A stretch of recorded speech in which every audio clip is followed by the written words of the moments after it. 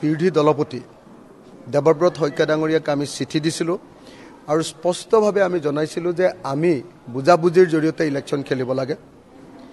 কিন্তু কংগ্ৰেছে বিজেপিৰ পক্ষ গ্ৰহণ কৰি বিজেপিক জিকাবৰ কাৰণে আৰু ৰাইজৰ দলক দুৰ্বল কৰিবৰ কাৰণে প্ৰাৰ্থিত্ব প্ৰদান কৰা দেখা গৈছে। আমি শিৱসাগৰ বিধানসভা সমষ্টিৰ ভিতৰত দেখিছোঁ যে কংগ্ৰেছে মূলতঃ ভোট বিভাজন কৰি বিজেপিক সহায় কৰা, যাতে ৰাইজৰ দলৰ কেণ্ডিডেটবিলাক দুৰ্বল হয় আৰু ৰাইজৰ দলৰ কেণ্ডিডেটবিলাক দুৰ্বল হ'লে অখিল গগৈৰ মাতটো অলপ দুৰ্বল হ'ব। এই কথাটোৰ ওপৰত তেওঁলোকে গুৰুত্ব দিয়া দেখে। শিৱসাগৰ বিধানসভা আৰু শিৱসাগৰ জিলাখনত কংগ্ৰেছৰ ষ্ট্ৰেটেজি মূলতঃ ৰাইজৰ দলক হৰুৱা। গতিকে যি সময়ত সৰ্ববৃহৎ বিৰোধী দল হিচাপে তেওঁলোকে বিজেপিক হৰুৱাবৰ কাৰণে কাম কৰিব লাগে, সেই সময়ত তেওঁলোকে আন একো নকৰি অকল মুছলমান এলেকাবিলাকত গৈ সংখ্যালঘু এলেকাবিলাকত গৈ ৰাইজৰ দলৰ ভোট ভাঙিবৰ কাৰণে চেষ্টা প্ৰদান কৰা দেখা গৈছে। অন্য ঠাইবিলাকততো আপোনাৰ কংগ্ৰেছ নায়েই ক'তো। সংখ্যাগুৰু এলেকাবিলাকত কংগ্ৰেছ নায়েই। সংখ্যাগুৰু এলেকাবিলাকত এফালেদি আছে ৰাইজৰ দল আৰু আনফালেদি আছে বিজেপি। আনহাতে সংখ্যালঘু এলেকাবিলাকত কংগ্ৰেছৰ যি পুৰণা ভিত্তি আছে, সেই এলেকাবিলাকত আমাৰ ভোট ভাঙে, ৰাইজৰ দলৰ ভোট ভাঙি বিজেপিক সহায় কৰিবৰ কাৰণে, ৰাইজৰ দলক বিপদত পেলাবৰ কাৰণে কংগ্ৰেছে কাম কৰা আমি দেখিবলৈ পাইছোঁ। গতিকে শিৱসাগৰ জিলাখনত আৰু বিশেষভাৱে শিৱসাগৰ সমষ্টিত কংগ্ৰেছে বিজেপিৰ বি টিম ৰূপে কাম কৰা আমি দেখিবলৈ পাইছোঁ। মানে ভূপেন বৰা ডাঙৰীয়াৰ আচলতে দুটা প্ৰব্লেম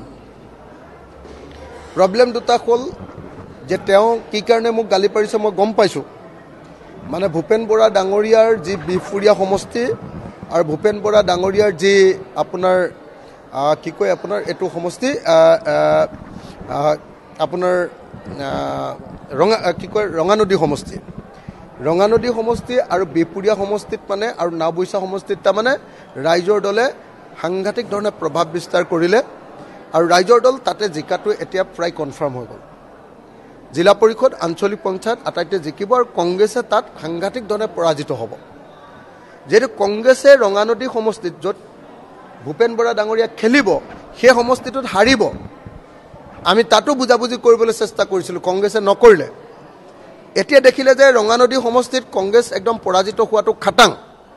সেইকাৰণে হঠাতে ভূপেন বৰা ডাঙৰীয়াই মোৰ ওপৰত আক্ৰমণ কৰিছে। তেওঁলোকে বুজাবুজি কৰা নাছিলে, কাৰণ কংগ্ৰেছে ছিটকেইটা বিক্ৰী কৰি পইচা তুলিব লাগে। ছিটকেইটা বিক্ৰী কৰি পইচা তুলিব লাগে কাৰণে তেওঁলোকে কোনোপধ্যে মানে সংখ্যালঘু এলেকাত বুজাবুজি কৰিব নোখোজে আৰু সংখ্যাগুৰু এলেকাত তেওঁলোকৰতো কোনো জনভিত্তি নায়েই। গতিকে এনেকুৱা পৰিস্থিতিত কি হৈছে যে ভূপেন বৰা ডাঙৰীয়াই এতিয়া দুটা তেওঁৰ প্ৰব্লেম হৈছে। এক নম্বৰ প্ৰব্লেমটো হ'ল যে তেওঁ সভাপতি হিচাপে থাকিব লাগে, তাৰ কাৰণে তেওঁৰ এটা অস্থিৰতা আছে আৰু সভাপতি হিচাপে থাকিবৰ কাৰণে মানে মোক মাজে মাজে সমালোচনা কৰি থাকিলে তেওঁ সভাপতিৰ আসনখন অকণমান শক্তিশালী হয়। সেইকাৰণে ভূপেন বৰা ডাঙৰীয়াই মোক আক্ৰমণ কৰিছে। দ্বিতীয়তে ভূপেন বৰা ডাঙৰীয়াই এইবাৰ তেওঁৰ নিজৰ সমষ্টিটোত সাংঘাতিক ধৰণে হাৰিব আৰু সাংঘাতিক ধৰণে হাৰিবৰ কাৰণে তেওঁ অস্থিৰ হৈছে। মই ভাবোঁ যে এইবাৰ কংগ্ৰেছ যে বিজেপিৰ বি টিম এইবাৰ ডেক হৈ পৰিছে পঞ্চায়ত নিৰ্বাচনত।